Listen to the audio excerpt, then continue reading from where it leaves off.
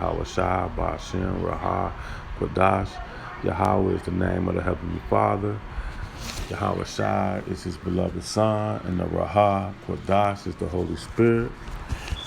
Double honors to the apostles and elders of Great Millstone that rule well, teach well, helping me to grow in this truth. I say Shalom. Shalom as well to the hopeful elect, the 144,000 that's out here pushing this truth in all sincerity, helping me to grow as well. Okay? And I want to do a quick little study, Lord willing, that is edifying to the elect. And I'll start out with 1 Thessalonians 4 and 18, which states, comfort one another with these words, okay? These words of Yahweh Ba'ashem, Yahweh Shai. All right? And we're going to go into account in 2 Maccabees, chapter 15, and I'm going to start in verse 8. But Maccabees had ever sure confidence, man. Confidence is a firm belief, firm belief, a firm trust in something like faith, okay? All right? A confidence that the Lord would help him, all right? Verse 8, wherefore he exhorted his people not to fear the coming of the heathen against them, but to remember the help which in former times he had received from heaven, and now to expect the victory and aid which should come unto them from the Almighty. All right? And that word exhort is huge, man. It's to encourage, all right? To call, to console, to encourage and strengthen, and then he said, exhort his people, exhort the elect. All right, we're gonna get we'll come back to that. We're gonna go over to Timothy. We're gonna go to we'll come back. Let's go to 2 Timothy. Okay. 2 Timothy.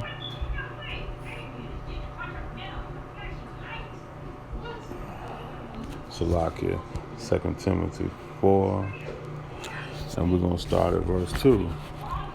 Preach the word, be instant in season and out of season, reprove, rebuke, exhort with all long sufferings, man. So we know that means all year round, man, all times, man, 24/7, okay? That we need to bring this word forth, the comforting to one another, okay? All right, let's get another precept. Let's go to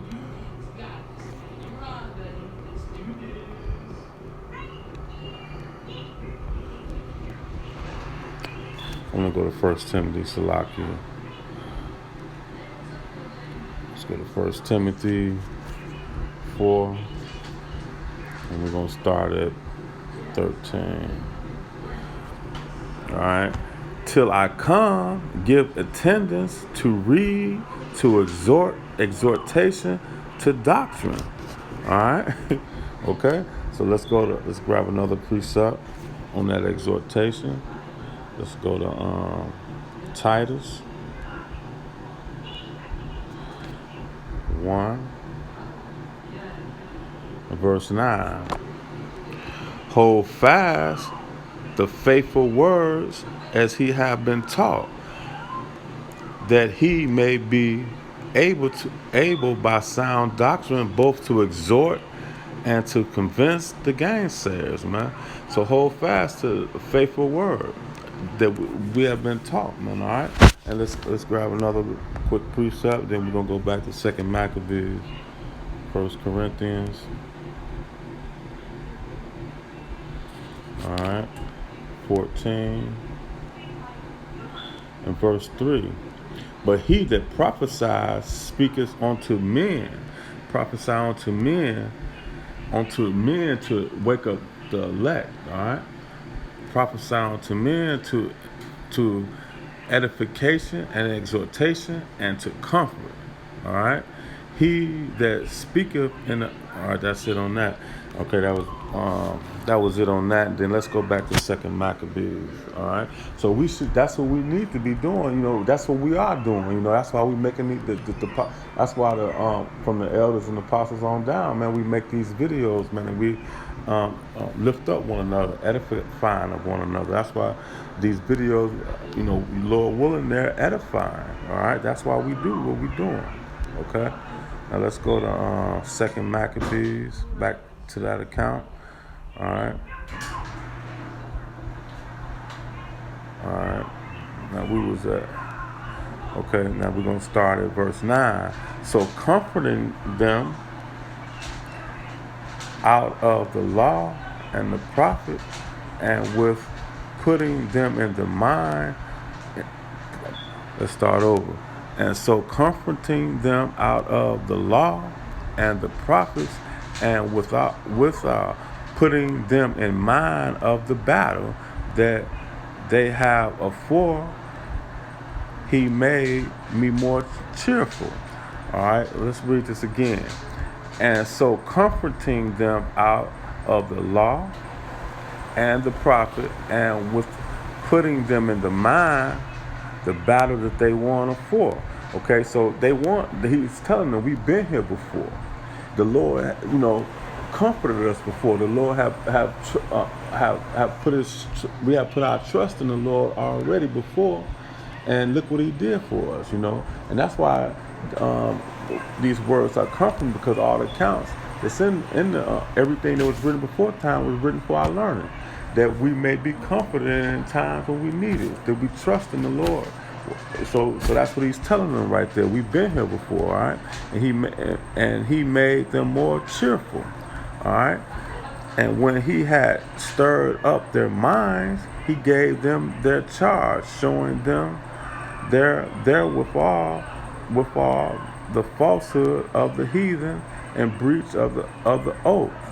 Thus he armed every one of them, not so much with defense of the shield and spears, okay? Because back then they were in a physical battle then, but he just said, as with comfort and good words, man. Mentally, that's what we are today, man. You know, right now we're in a spiritual fight today, okay? As with comfortable and good words, and besides that, he told them a dream worthy to be believed, as if it had been so indeed, which did not a little rejoice them. So if it didn't a little, it said a little rejoice. So they was rejoiced a lot, man. They were encouraged to the utmost, man. It said a little rejoice, not a little. So you know, they had courage, man. You know, and they were rejoicing because of Yahweh Bashem Yahweh Shai. They put their trust in the Most High, man. And the Most High will not let us down, man. All right. So let's continue, and this verse 12, and this was his vision, that Onias, who had been high priest and virtuous and a good man, reverent in conversation, gentle in condition, well spoken, also and exercise from a child in all points of virtue. So this was a well-spoken man, and he said reverent in conversation. So he was like a priest, you know. He been encouraging the brothers all the time, you know, all right? Okay, so he said well-spoken, also an exercise from a child in all points of virtue, holding up his hand in prayer for the whole body of the Jews. So he's praying for them. This, verse 13, this done in a like manner, there appeared a man with gray hair and exceeding glorious, who was of a wonderful and excellent majesty. Then Ananias answered, saying, This is a lover of the brethren who prayed much for the people, much for the people. So, like I said, he was always praying for the brothers, okay, for the people, man, for the Israelites, man, and mainly for the elect, man. The holy city, that's the elect. The holy city is the elect. To wit, Jeremiah, the prophet of Yahweh. Verse 15, whereupon Jeremiah holding forth his right hand gave to Judas a sword of gold, and in giving he spoke thus, Take this sword, a gift from Yahweh, which with the which thou shalt wound the adversaries. Okay, so he gave him the sword. So let's go that let's the sword, man, is that word, man. Let's prove that. Let's go to we'll come back to this. So we'll come back. Let's go to Ephesians.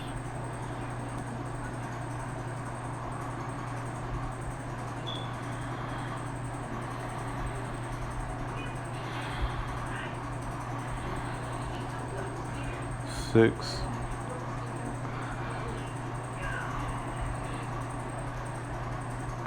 I'm gonna start at 14. Stand therefore, having your loins girded about with truth, and having your breastplate of righteousness, and your feet shod with the preparation of the gospel of peace. Above all, take the shield of faith, wherewith ye shall be able to quench the fiery darts of the wicked. 17. Take the helmet of salvation and the sword of the Spirit, which is the word of Yahweh. Okay? All right? So that the sword is the word of Yahweh Bashem, Yahweh Shai, and the word. All right? Which is the word of Yahweh. All right? And that's the sword. Okay? All right? And then let's go to another precept.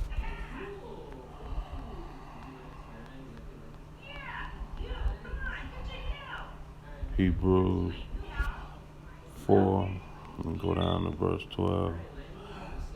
All right. The word is what? The sword is the word that we just talked about in Second Maccabees. And, all right. For the sword of Yahweh is quick and powerful and sharper than any two-edged sword. Okay. Piercing even to divining asunder of the soul and spirit, and of the joints and the marrow, and a discerner of the thoughts and intents of the heart, man. Okay, so that's the sword of Yahweh Bashem, Yahweh Shai, man, and that's what he gave him. All right, so let's go back to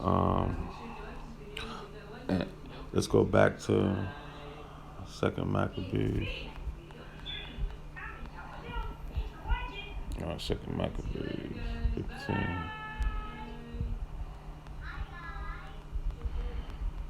We left off at 16. We're gonna start at verse 17. Thus, being well comforted by the words of Judas, which were very good and able to stir them up to valor and to encourage the hearts of the young men, they determined not to pitch camp, but courageously to set upon them a manfully to try the matter by conflict, because the city and the sanctuary and the temple were in danger. Okay, so this was the physical temple here that they was defending, because they had a physical fight. But our right now our fight is spiritually, man, not carnal, but spiritual. Okay, so the temple will be us, will be the elect. And let's go over to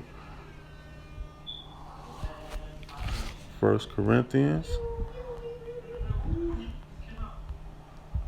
1 Corinthians 6, verse 19. All right. What?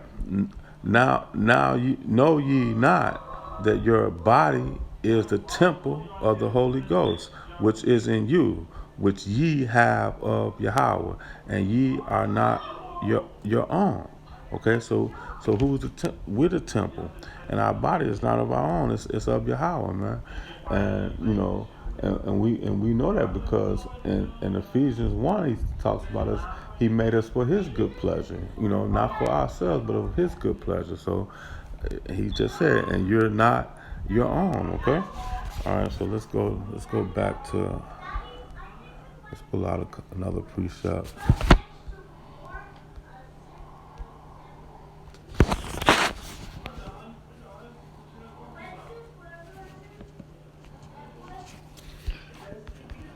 I don't know what's going on with my phone, man. Esau.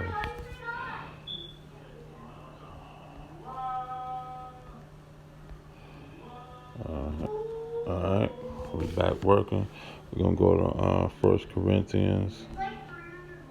He's talking about the temple. We're gonna go to 3. We're gonna start at 16. Now know ye not that ye are the temple of Yahweh, and that the Spirit of Yahweh dwells in you. If any man defiles the temple of Yahweh, him shall Yahweh destroy. For the temple of Yahweh is holy, which the temple ye are. So we are the temple. All right. So let's go to pull out this last precept. Then we're gonna close. We're gonna go to 1 Thessalonians 4. All right, so we got to comfort each other with these words, and that's what we're doing. And this is a commandment of Yahweh Bashem and Yahweh Shah, man. So this is very important, man. So we're gonna close with this. We're gonna start at verse 14. For if we believe that Yahweh Shah died and rose again, even so them also which sleep in Yahweh Shah and Yahweh Shah will Yahweh bring with him. Okay, let's read that again. For if we believe that Yahweh Shah died and rose again, even so them also which sleep in Yahweh will Yahweh sleep in Yahweh Shah will Yahweh bring with them. So the dead and the died that was in the truth are going to be risen first. All right. Verse 15. For this we say unto you by the words of the Lord, that we which are alive and remain unto the coming of the Lord shall not Salakia. I'm going to start over here. For this we say unto you by the word of the Most High, that we which are alive and remain until the coming of the Lord shall not prevent them which are asleep. For the Lord himself shall descend from heaven with a shout, with the voice of archangels, and with triumph of Yahweh, and the dead and Mashiach shall rise first. Okay? Then we which are alive and remain shall be caught up together with them in the clouds to meet the Lord in the air. And so shall we ever be with the Lord. Okay? And verse 18, wherefore comfort one another with these words. And these words are comforting, man. And these words are faithful and true, man. So I just wanted to bring the scriptures out, and hopefully it was edifying. And then into the next one, I say shalom.